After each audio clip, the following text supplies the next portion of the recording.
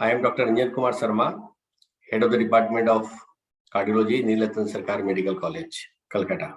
As per the recent publication of WHO, roughly 63% of total deaths in India are due to non-communicable diseases. And of these, roughly 1/4 are due to cardiovascular or cerebrovascular diseases. And sadly, about half of these deaths occur at a very prime age of 40 to 69 years, when the persons have their earnings going on.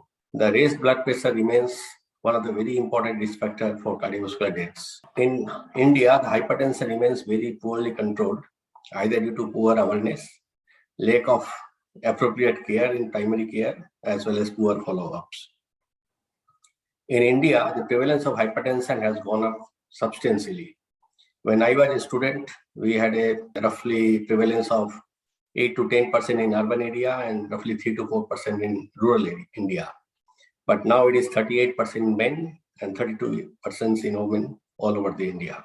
For treatment of hypertension, most of the international as well as national guidelines suggest that for stage 1 hypertension, means the blood pressure systolic between 130 to 139 and diastolic between 80 to 89, these patients should be followed up with lifestyle modification, provided their risk of having a cardiovascular disease is less than 10% in 10 years.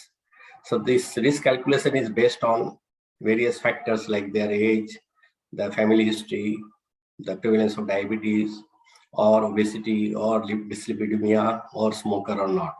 So based on this, we can calculate the risk factor. If the patient has got a very high risk, we start the drug right away.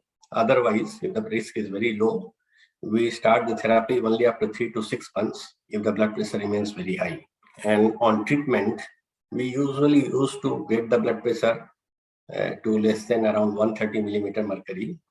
But recently, few studies have shown that if we reduce the blood pressure, systolic blood pressure up to 110 from the 130 range, if you bring it to less than 110, then the risk of cardiovascular deaths, strokes, heart failure, kidney disease would be less. So we should be very aggressive in managing the blood pressure, keeping the target to the lower range if the patient can tolerate that level of blood pressure. So this is the data that have been coming out for last 10 years. Another area which we are not practicing is your ambulatory blood pressure monitoring. The ambulatory blood pressure monitoring can detect the level of blood pressure in the night time, early rise of blood pressure in the morning, which are very important risk factors for kidney disease as well as strokes. So this ambulatory blood pressure has been suggested not only for the diagnosis of hypertension, but also for risk stratification of these patients of hypertension. We are not practicing this ABPM in India, but we physicians and the patients of hypertension should at least get this ABPM done at the initial diagnosis as well as during the course of their treatment of hypertension. And hypertension patients must know that the patient should be treated throughout their life. So they must have the treatment all throughout the life. And for better adherence, we generally prescribe a combination drug, the combination of 2 drugs or 3 drugs in a single pill. This not only improves the adherence, but we have noted that the risk reduction is better if the drugs are given in a single pill. So these are available in India, and physicians and patients should prefer a single pill therapy with a combination of 2 or 3 drugs. Then there is a recent study from Spain showing that taking the drugs at the night time rather than after getting up in the morning, the results are better.